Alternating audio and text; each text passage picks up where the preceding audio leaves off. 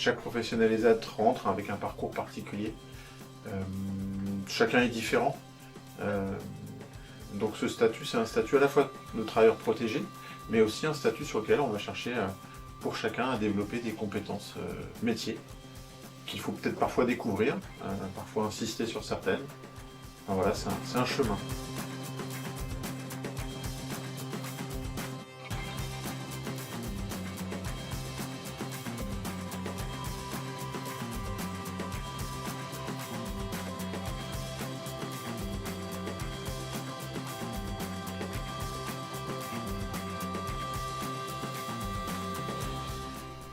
La rémunération, elle se calcule en fonction du temps de travail de la personne.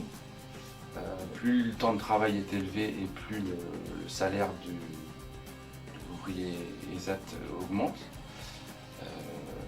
Elle est à rapprocher aussi de l'AH qui vient en complément du salaire et puis d'une prime d'activité. Aujourd'hui, on est un salarié à temps plein au-dessus du SMIC en général.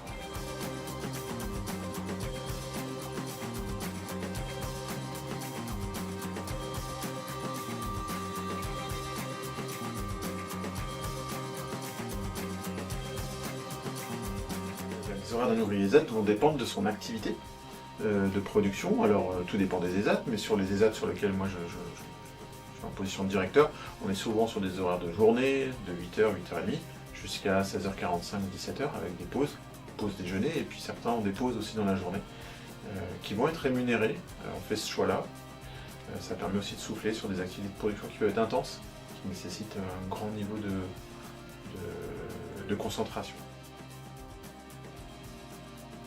Les horaires de l'ESAT sont de 8h30 jusqu'à 12h et de 13h jusqu'à 16h30. Moi je travaille du lundi au vendredi, tous les jours.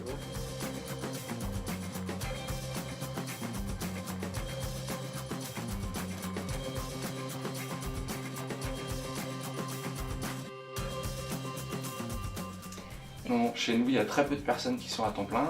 Dans l'atelier maraîchage, j'ai 2 personnes qui travaillent à temps plein. Et puis le reste des 21 personnes qui composent l'atelier sont à temps partiel. Voilà. Donc ça peut aller de 1 jour par semaine non travaillé à 2 jours par semaine, voire 3 jours par semaine. On s'adapte. La clé de notre atelier, c'est être en capacité de s'adapter aux besoins des personnes. Voilà.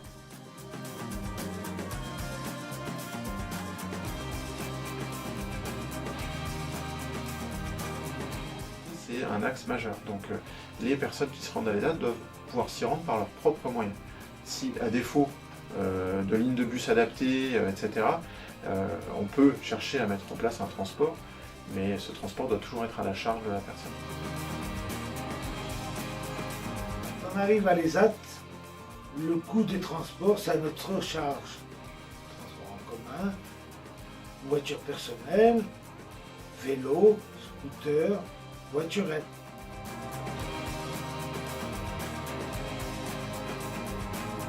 Alors, l'ESAT de transition, c'est un outil parmi d'autres pour faciliter notamment le plan de transformation de nos ESAT.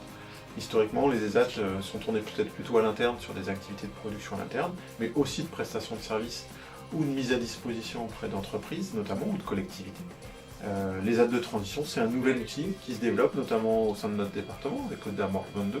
On a fait le choix de rassembler tous les ESAT, tous les porteurs de projets, pour permettre à des personnes qui souhaitent s'inscrire dans un parcours professionnel protégé sans passer forcément par un ESAT dit socle, c'est-à-dire venir travailler en ESAT, mais bénéficier de l'accompagnement spécifique d'ESAT pour travailler directement en entreprise. C'est toute la vocation de l'ESAT de transition, qui est un outil parmi d'autres.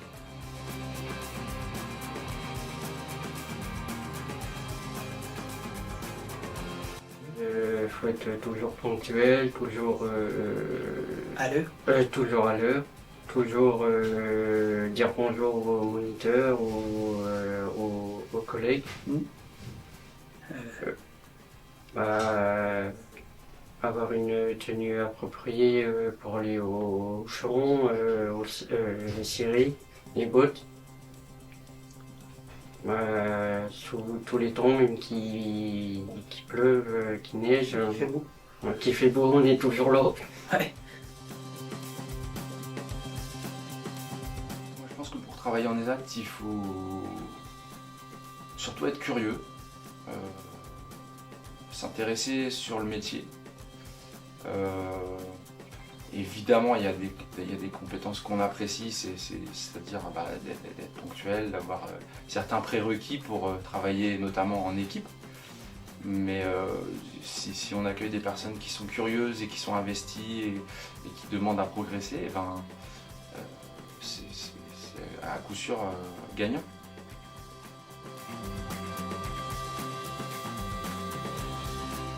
Les compétences, elles ne sont pas focalisées que sur le métier qu'on exerce. Les professionnels ESAT acquièrent des compétences qu'elles vont pouvoir mobiliser justement aussi en dehors de l'ESAT. Donc l'idée c'est, en fonction des projets personnalisés des uns et des autres, c'est aussi de pouvoir tourner sur des ateliers de production, s'essayer sur de nouveaux métiers. Et puis parfois c'est aussi la réalité du quotidien où on peut avoir des besoins sur une activité pendant une semaine et on vient renforcer cette activité de production.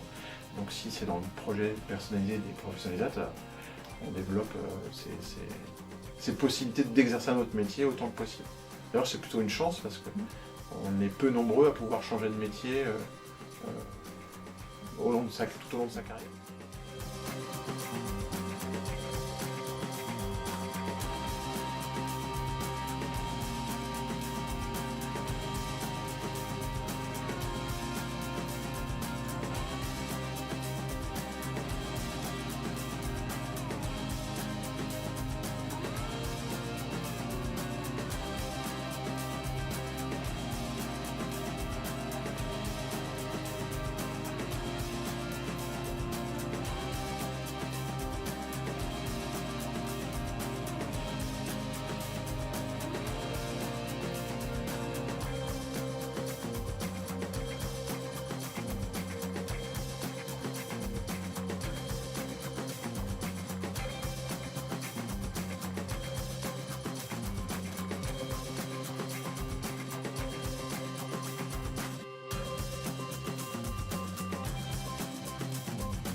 Pour moi, le SATRA, c'est quelque chose qui va venir compléter notre travail de moniteur d'atelier.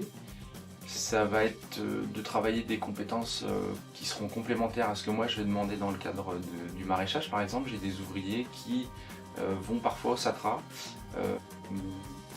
faire des apprentissages au niveau du calcul, par exemple, calcul mental, manipuler des pièces de monnaie, rendre une monnaie.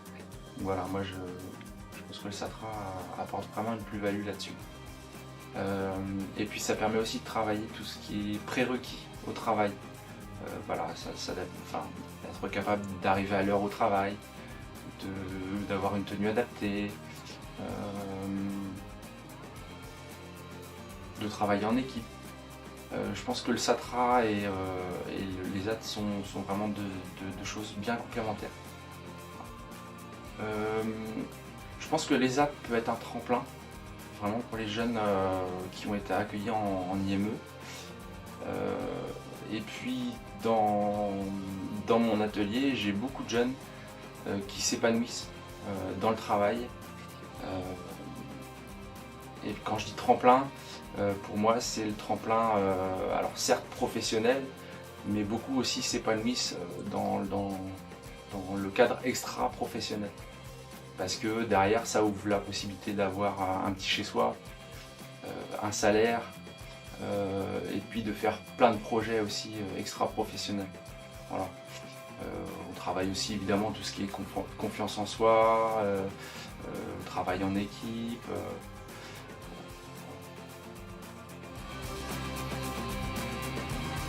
La RAE, donc, c'est un dispositif qui est porté par Equal en Bretagne, qui est un dispositif qui a plusieurs années d'existence et qui permet donc de reconnaître les compétences de la personne en milieu professionnel.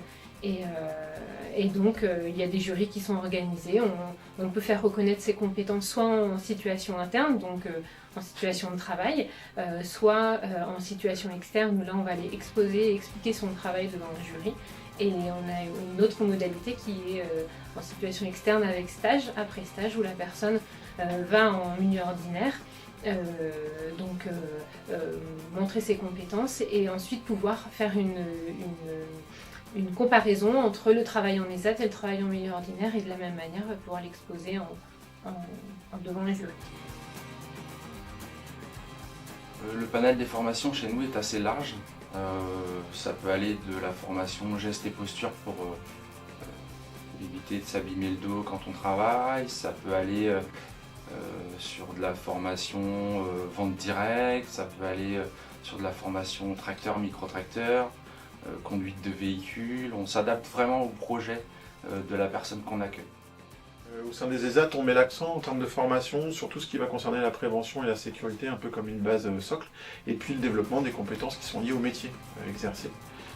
Donc on peut imaginer que si on travaille en sous-traitance industrielle, on va se former sur différents types de CACES, ou en tout cas des équivalents de CACES. Voilà, si on est en espace vert, c'est pareil, ça fait des formations liées aux outillages d'espace vert. Bon, voilà, c'est divers et varié en fonction du métier socle. Et puis, ils vont aussi bénéficier de formations qui sont plus transversales, sur tout ce qui va concerner leur santé, le développement de compétences aussi administratives, etc. Ça, c'est propre à chacun. On a des personnes qui ont des parcours de plusieurs décennies en ESAT, et puis des personnes restent quelques années seulement. Voilà, il n'y a pas de règle en la matière.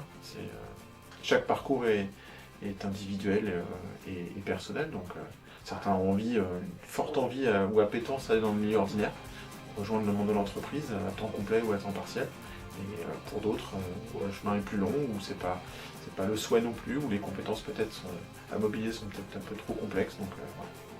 Alors effectivement, on a des personnes qui, à un moment donné dans leur parcours de vie, n'ont plus la possibilité de mobiliser des compétences métiers, mais ont encore plein d'autres choses à faire, et donc du coup peuvent être orientés ou bénéficier d'accompagnement type foyer de vie. Et l'inverse c'est vrai, on a aussi des jeunes qui ont pu faire des expériences qui n'ont pas été forcément heureuses en ESAT, qui ont un parcours peut-être plutôt orienté foyer de vie, et pour certains d'entre eux, eh bien, on peut rebattre aussi les cartes et puis raccrocher avec une certaine maturité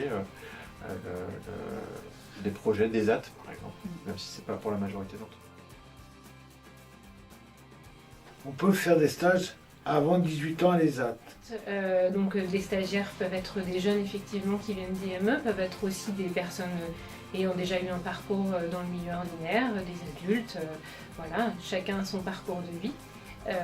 Et donc l'idée est de pouvoir recevoir la personne, bien comprendre les objectifs de vouloir venir travailler en ESAT, et une visite est faite de l'ESAT, et après on organise selon aussi l'activité et la disponibilité des moniteurs, puisque faut que les moniteurs aussi en atelier soient disponibles pour recevoir un stagiaire et pouvoir rendre une évaluation pertinente au vu des objectifs de la personne, savoir si une orientation ESAT est adaptée ou pas. En termes de stage et de possibilité d'accueillir des jeunes de l'IME, on fait des choix aussi de graduer, c'est-à-dire que pour faire une évaluation, il faut au moins que le stage dure 15 jours par exemple. Ça va nous permettre de bien situer de part et d'autre si on peut faire une évaluation aboutie. Mais avant ça, on peut faire des stages ou des immersions de quelques jours, voire même d'une demi-journée pour certains d'entre eux, pour pouvoir se situer, et on construit ça. Lorsqu'on réalise un stage de 15 jours, ça nous permet de faire une évaluation. Et là, c'est vraiment important que les salariés, encadrants, moniteurs des ESAT puissent faire déjà un premier retour. Qu'il soit négatif ou positif, il faut pouvoir faire un retour pour que le jeune se situe, mais aussi son entourage, et puis l'IME qui l'accompagne. On peut imaginer que dans le parcours, il y a besoin de faire plusieurs stages. Mais parfois, à l'issue du premier stage, ça suffit, et on peut faire une admission à l'issue d'un premier stage. Si on propose d'autres stages, c'est qu'il y a des steps, il y a des marches à gravir, et donc ce sont les attendus pour les stages suivants. Donc il faut que chacun puisse repartir avec un travail à préparer, entre guillemets, pour pouvoir assurer le stage suivant. Mais après, on ne réalise pas des stages à l'infini non plus sur un ESAT, mais il peut arriver qu'une orientation sur un ESAT ne soit pas tout à fait pertinente, mais peut-être en s'essayant dans un autre environnement, un autre ESAT, ça peut être aussi une réussite. Donc c'est important de pouvoir expérimenter dans plusieurs environnements différents. Alors, les professionnels ESAT sont libres d'habiter où ils le souhaitent, et certains ont des besoins, ne sont pas suffisamment autonomes pour être dans une vie ou une autonomie résidentielle bien établie. Donc on a plusieurs offres possibles pour eux, donc type foyer d'hébergement comme on les appelait avant, ou résidence, où les personnes vivent en collectivité, d'autres vivent dans leur propre domicile, certains expérimentent la colocation, certains sont propriétaires de leur logement. Il faut imaginer que sur un ESAT de 120-130 personnes, on a un hébergement collectif que pour une trentaine d'entre eux. Tous les autres ont d'autres solutions et d'autres souhaits d'habitat.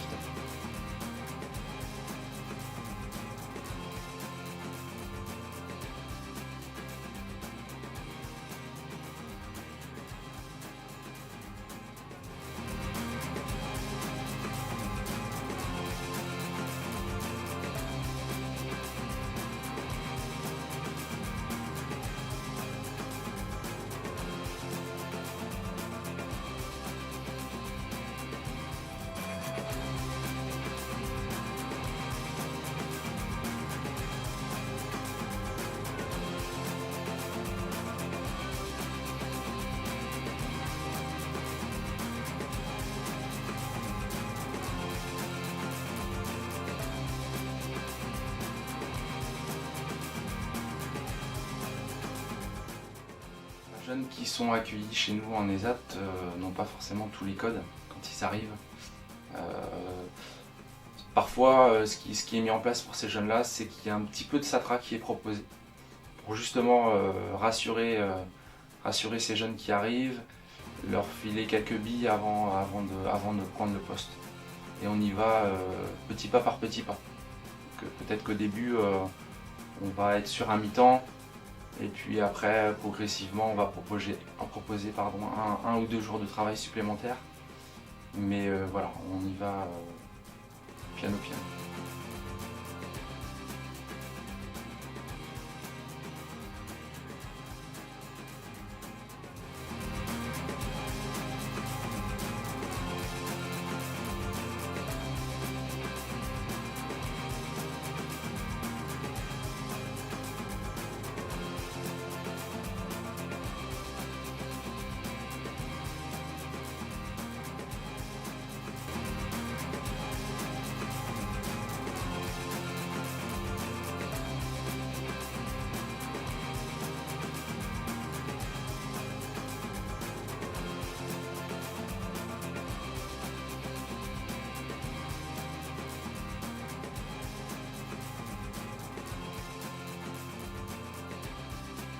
Professionnels ESAT ont 5 semaines de congés, et auxquels, après tout dépend des structures. Nous, au sein des ADCO, on a des congés supplémentaires qui sont alloués, liés à l'ancienneté, liés aussi à des événements familiaux, par exemple, etc.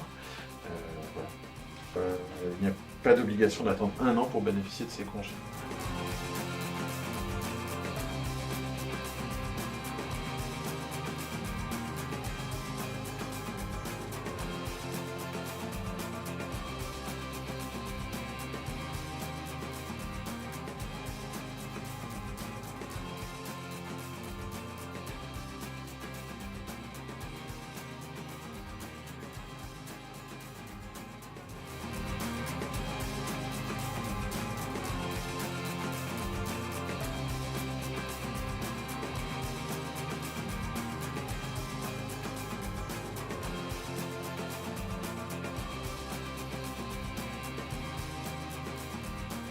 Dans les ESAT, souvent, en tout cas les activités de production qui vont fonctionner et qui sont les productions de services qui sont adaptées à un environnement de proximité.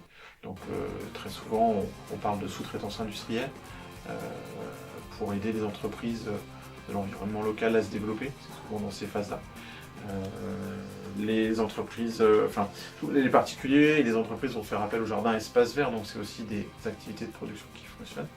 La restauration collective, et puis après des activités aussi de production spécifiques, type menuiserie, voilà, etc., entretien de locaux, tout un univers finalement de prestations.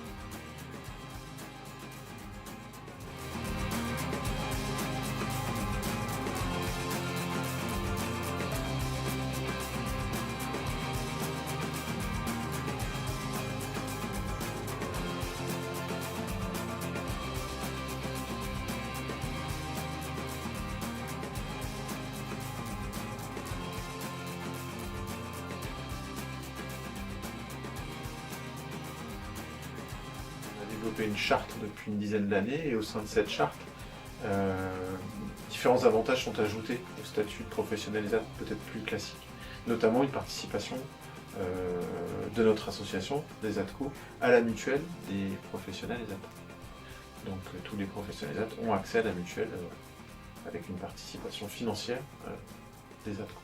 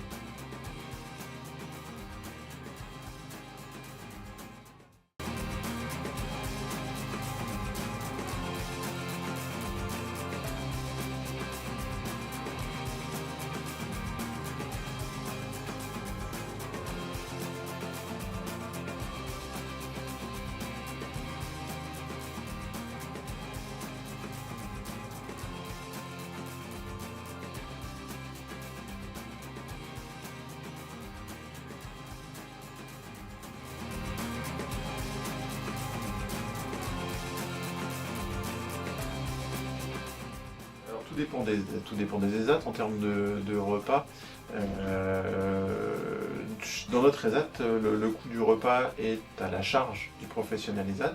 Et dans le cadre de notre charte ESATCO, ESATCO participe à hauteur de 50 centimes par repas.